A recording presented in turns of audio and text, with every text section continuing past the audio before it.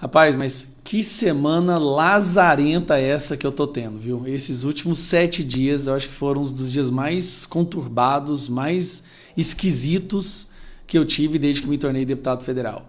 Exatamente há uma semana atrás, na sexta-feira, eu fui acordado às 6 horas da manhã pela Polícia Federal na minha casa e me acusando de crimes absurdos. Eu financiei o 8 de janeiro com cota parlamentar sem ser deputado ainda, algo incrível, tá? Que funciona uma escola de inglês e uma loja no meu escritório, mas a polícia não foi lá fazer busca e apreensão lá, e que eu estava financiando com verba pública uma OICIP, uma associação, uma ONG, que nunca recebeu dinheiro público. E aí, para piorar, a cereja, antes de ontem, o STF forma a maioria. Assim, quando você escuta isso, ó, STF forma a maioria, pode saber que lá vem bomba contra o Brasil, né? STF forma a maioria com o relator Alexandre de Moraes, tá? Ele que escolheu essa decisão, para me tornar réu. Isso, agora eu sou réu. Por que eu sou réu? Corrupção? O que foi? Desvio de dinheiro público? Golpe? Não, eu sou réu pelas minhas palavras enquanto deputado federal. STF forma maioria para tornar Gustavo Gayer réu por calúnia, difamação e injúria contra senador. Que senador? O senador Vanderlan Cardoso. Ó. Senador Vanderlan moveu ação contra Gustavo Gayer. O deputado divulgou vídeo acusando os senadores de terem sido comprados para eleger Pacheco. Na verdade, quem me falou isso foi o Vanderlan Cardoso, numa conversa que a gente teve, que ia votar no Pacheco, porque o Pacheco deu a ele a CAI, né? Como é que é? CAI? Conselho de Assuntos Comissão de Assuntos Econômicos.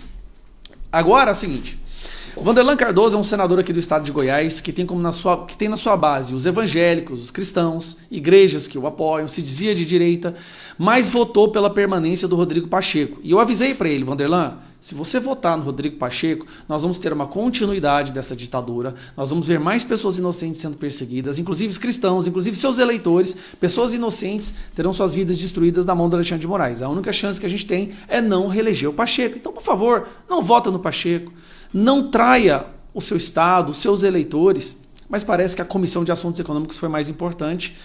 E beleza, quando ele declarou o voto e quando o Pacheco ganhou, eu fui no meu gabinete dentro do Congresso e gravei um vídeo, onde eu demonstrei a minha insatisfação. Olha, afinal, eu tinha votado no Vanderlan.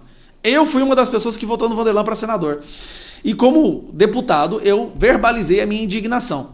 Eu exagerei em um determinado momento, sim, pedi desculpas depois, quando no momento da raiva, ali no momento da indignação, vendo que a ditadura ia continuar, eu chamei o Vanderlan de vagabundo. Mas vagabundo é uma pessoa que não trabalha, né?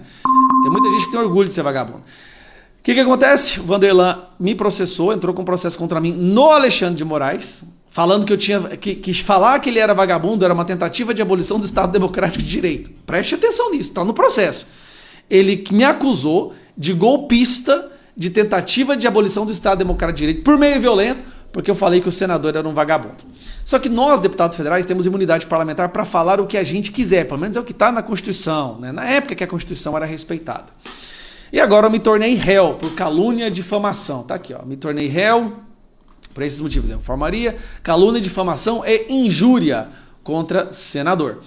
E aí, o que acontece? Tá aqui, ó. Vamos falar aqui o que aconteceu com o Vanderlan em Goiás, desde que o Goiás entendeu que ele traiu os seus eleitores. Aconteceu isso aqui, ó. No início das eleições desse ano, Vanderlan lidera com 21% para a Prefeitura de Goiânia, Gayer com 20%. Aí vinha Adriana Corse, Bruno Peixoto, Rogério Cruz e tal. Esse aqui é o prefeito, é o atual prefeito. Então o Vanderlan estava liderando. Lembrando que o Vanderlan, nas eleições passadas, olha como é que o povo não aceita a traição. Na eleição para Goiânia, Prefeitura de Goiânia de 2020, o Vanderlan foi para o segundo turno com 24%. Então todo mundo aqui em Goiânia achava que o Vanderlan seria o próximo prefeito, né?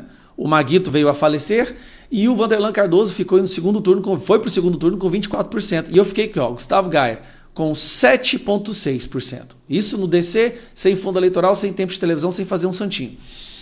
E agora, como é que ficou? Depois dessa do Vanderlan ter traído seu povo, ter votado no Pacheco, depois que isso foi divulgado aqui em Goiás, como que ficou a situação do Vanderlan aqui em Goiás? Está aqui, ó. Fred Rodrigues, que é o nosso candidato, terminou o primeiro turno em primeiro lugar, Mabel em segundo, PT, Matheus Ribeiro, aí está aqui o Vanderlan.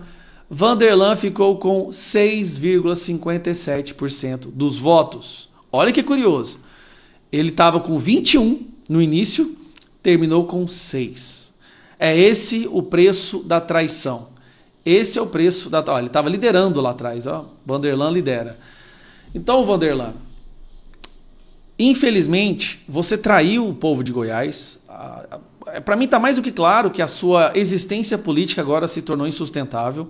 As pessoas de Goiás não acreditam mais em você, nem votariam mais em você, então talvez seria melhor voltar para a fábrica.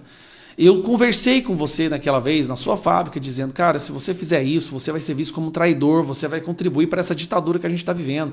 Eu implorei para o senhor, não vote no Pacheco.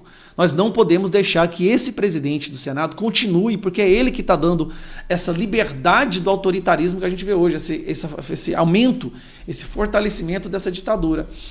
O senhor preferiu ficar com a sua comissão, depois ainda me processou tentando me prender, porque eu verbalizei minha indignação, e agora olha como você vê, o que acontece, né?